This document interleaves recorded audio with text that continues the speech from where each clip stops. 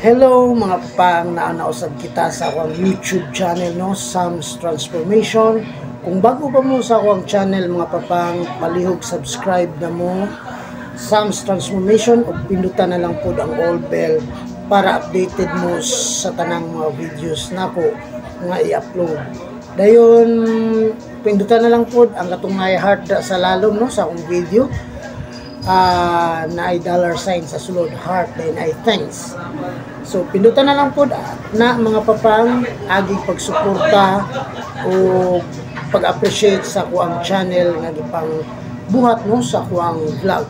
Kabahin og nagalain-lain istorya sa kinabuhi para ato pud malapnag ang kaayuhan no unsay mga maayo nga atong mga pagabuhaton mga papang. Dayon na po ko FB page mga papang, i-follow na lang po Sam Villanueva. Daghang king salamat mga papang no. Ang atong pagaisgutan ron mga papang mao nga katong istorya sa after the death of Jesus Christ no. Human sa kamatayon ni Hesukristo. So atong panahon nga mga papang, ang mga disipulo ni Hesukristo human namatay si Kristo, si Hesukristo. Nagkatibulag sila no, nagkadiin-diin sila, gikutom sila, gipasakitan sila, gibinuangan sila, no? Wala sila, huyang sila kaniadto. Unya katong galutos sa kang Hesukristo, kusgan. Adtong panahon na dinaog-daog sila no, ang mga disipulo. So, huyang sila in short. Wala sila kabalo unsa ang ilang pagabuhaton. So, munang istorya mga papang. No? Sample lang na kung sa atong panahon, ibutang nato, kung wala atong leader, any kind of leaders no sa ato ang society, ang mga members po magluya, huyang po no. So, kinahanglan na pud og bag-ong leader para muhimsog ang usa ka grupo no nga manulunod sa usa ka leader.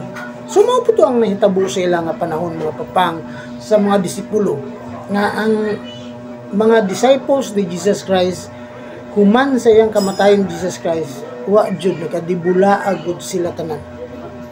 So ana mga papang no, after po nato mga papang, gilamdagan sila ni Hesukristo, ni Jesus Christ, gipadalaan sila o balaang Espiritu Santo. Haron makatudlo sila ug unsay mga maayo nga pagabuhaton dinhi sa kalibutan. Haron mahinumdum sila unsa ang gitudlo ni Jesus Christ kanila. No?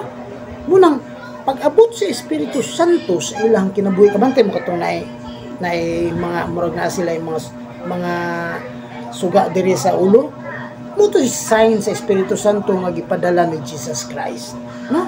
Dayon adtong panahon na kabalo mo pag naay mulutos kanila mutunglo kanila di ay magampo sila. Pag naay mulutos kanila magpasakit kanila, dauton sila, pasakiton sila, magpaubos sila no. Pag naay magpakaulaw kanila, pakaulawan sila, ilang balusan ug malumo nga mga pulo. So lahi ra kayo no. Lahi ra kayo kung nahitabo nga naa na si Hesukristo sila, naa na ang Espiritu Santo kanila, nausub ang ilang kinabuhi. Pero kadtong wala pa si Kristo, namatay pa si Kristo, nagkatibulaag sila. So meaning, sa atong kinabuhi mga papang, kabalo mo, once nga dili ganita mag-ampo, mangayo og guidance and protection sa Ginoo, sama ta sa mga disipulo nga nagkatibulaag, gigutom, wala sila kabalo sa ilang buhaton, gidaog-daog, no? Muna ang atong dangatan sa ato ang kinabuhi. Munang matagkaron og unya mga papang atong paningkamutan nga kanunay mag-ampo ta sa Ginoo. Haron kita giyahan ug haron kita ma-enlightenan kung unsa ang atong buhaton nga mga maayo ni ining kalibutana. Actually mga papang, mulamdag ang Espiritu Santo kanato, pinaagi kang Kristo, iya gihatag ang Espiritu Santo haron pagbuhat sa mga maayong butang ni ining kalibutana. Kay kung naa ang Espiritu Santo kanato, naa ang presensya sa Ginoo kanato, lisod kaayo ta makabinuang sa atong kinabuhi, sa atong pamilya ug sa kinatubukan natong pamilya dinhi sa kalibutan. No mga papang, muna atong timan-an mga papang, always pray, always ask the Spirit to enlighten our minds, hearts, and souls para natay direksyon sa atuang kinabuhi mga papang. No, ayaw di yun na nato kalimtan mga papang. Kay susama sa apostoles, nalibog po sila sa ilang buhaton, kay wala pa ni kunsad ang Espiritu Santo kanila. Wala na to na yung nagipangayo mga papang, no? Kung dili, muabot gayud na siya sa ato ang kinabuhi.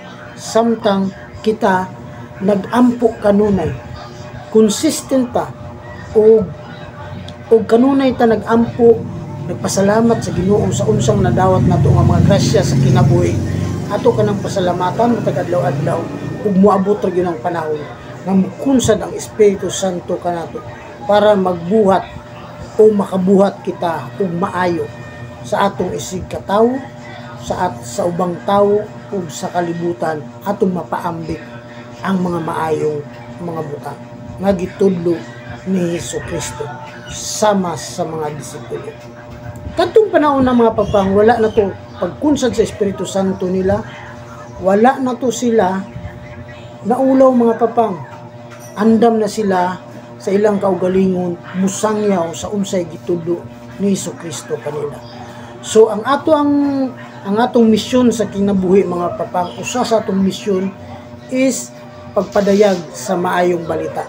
Dili man tayo nga musangyaw ta sa mga kadalanan, kung dili pinaagi sa atong binuhatan usab, makita na sa tao ang mga maayong balita sa kinabuhi, ang mga maayong reaksyon nga gikan nato, mauna na siya usa sa mga maayong balita na pwede sundon sa mga tao o sa katawhan.